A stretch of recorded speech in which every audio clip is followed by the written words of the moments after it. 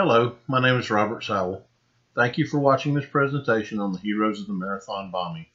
This presentation is prepared by me, Robert Sowell, for Herzing University, Class CJ 491-8, Criminal Justice Capstone Project. Again, thank you for watching. Patriots' Day is a civic holiday that commemorates the battles of Lexington and Concord, the first battles of the Revolutionary War. The Patriots' Day celebration spans over a week, concluding on the official holiday, the third Monday in April. April 15, 2013 started out like a normal Patriots' Day with the running of the 117th Boston Marathon. Around 2 hours after the first runners crossed the finish line, 2 bombs exploded, killing 3 people and injuring around 260 others. The investigation and manhunt for the bombers would shut down parts of Boston for the next 4 days. The coordination between local, state, and federal agencies was seamless and something that had not been seen since the terrorist attacks of September 11, 2001. The lives of many Boston residents were changed that day. The face of terror was 2 of their own young men. One was attending college, and the other was raising a family.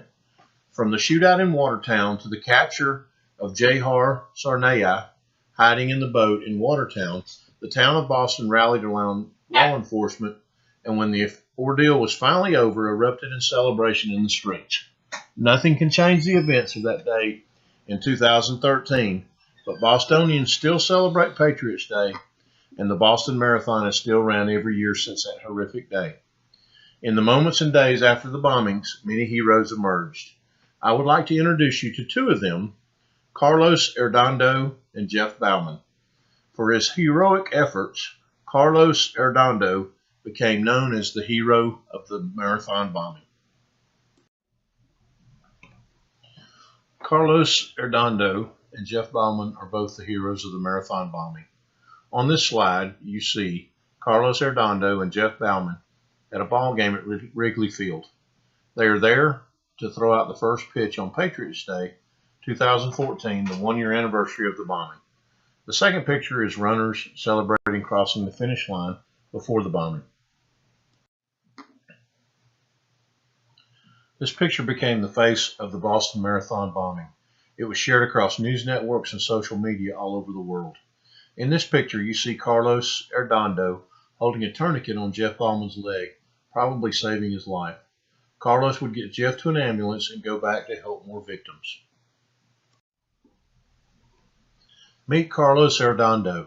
Carlos lost both of his sons prematurely.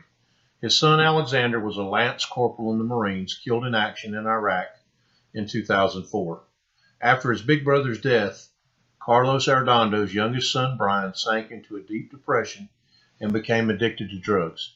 He ended up taking his own life just 6 days before Christmas in 2011 as the last troops were leaving Iraq. Carlos was at the marathon that day to watch a National Guard runner who was running in remembrance of his son Alexander. Carlos had just climbed down from a viewing stand, making his way to the finish line to find the National Guard runner, when an explosion rattled the block. The timer above the finish line read 4 hours, 9 minutes, 43 seconds. 13 seconds later, another explosion ripped through a crowded sidewalk 1 block west on Boylston Street. Carlos Arredondo ran towards where the first explosion was. He started breaking apart barriers so other first responders could get to the sidewalk. He lifted a piece of debris off one woman, he said, and saw the vacant eyes of Crystal Campbell, 29 years old, one of the 3 people killed in the blast.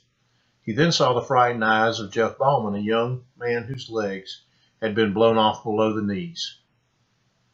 Alan Painter, an emergency room physician from Georgia, was at the marathon to cheer on his wife, was tying a tourniquet on Jeff's left leg. Carlos tore a piece of cloth from a sweater and started fashioning a tourniquet for the right leg. Someone else wrapped a long piece of gauze around Jeff's thigh. Carlos helped lift Jeff into a wheelchair that had been brought to the scene and ran alongside as they headed towards the medical tent. As Carlos ran beside Jeff down Boylston Street towards Copley Square, a bloodied piece of tourniquet cloth started getting caught on a wheel. Carlos held it up to keep it clear of the wheelchair. Associated Press photographer Charlie Krupa had just came out of a hotel ballroom across the street that served as the Marathon Media Center. He snapped a photo of Jeff in the wheelchair, accompanied by Carlos. Krupa took scores of photos at the scene, but it was the one image of Jeff with an ashen face and Carlos in a white cowboy hat that swept across the internet and landed in newspapers all around the world. This is Jeff Bauman in his hospital bed. Early on the morning of April 15, 2013, Bauman drove his girlfriend, Erin Hurley, to a meeting point for her charity running team to run the 117th Boston Marathon. Later at the finish line, he was looking for Hurley to finish when a suspicious man behind him caught his eye. The man was wearing a dark, heavy coat, sunglasses, a backpack, and a baseball cap, low and tight to his head. Bauman looked away. He scanned for Hurley again and then looked back over his right shoulder. The man was gone, but his backpack was there on the sidewalk. Then Bauman saw a flash and heard a bang. Suddenly he was lying on the sidewalk, dazed and a bit numb. He smelled sulfur or burning metal. What a firework, he thought. He sat up and saw bodies strewn in a lot of blood. Bauman grabbed what was left of his legs, lay back down, and was writhing there when Alan Painter found him. Painter was an emergency room physician from Gainesville, Georgia, had been in the crowd too, but was unharmed. He pulled Bauman from the pile of bodies and placed the loose tissue back in his leg. Bauman then sat up when a man in a cowboy hat named Carlos Arredondo came bounding towards him. Arredondo had watched the chaos unfold from across the street. He called for help, and a woman came with a wheelchair. He nudged Painter, and they lifted Bauman into the chair, and off Bauman went, Arredondo running by his side. A day after he woke up from 2 life-saving surgeries with no legs, he mustered the strength to describe bombing suspect Tamerlan Sarnaya to law enforcement. Jeff Bauman has written a book titled Stronger that is being made into a movie about Jeff's struggles with the bonding and his new prosthetic legs. Carlos Arredondo has founded a charity organization called the Arredondo Family Foundation, which will support military families that have lost relatives to suicide.